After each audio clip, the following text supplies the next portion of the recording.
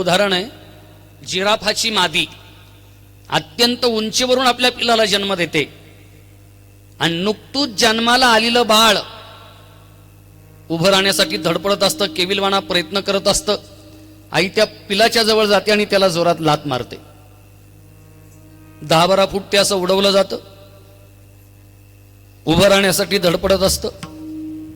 आई पुन्हा त्या पिलाच्या जवळ जाते, त्याला जोरात लात मारते.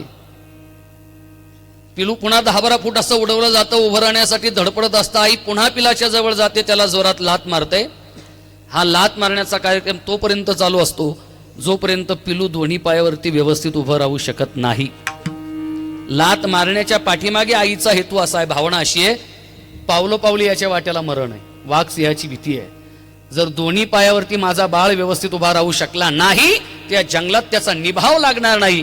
हा लात मारण्याच्या पाठीमागचा हेतू आहे. जिच्या हेतूत शुद्धता आहे तिला म्हणायचं माऊली.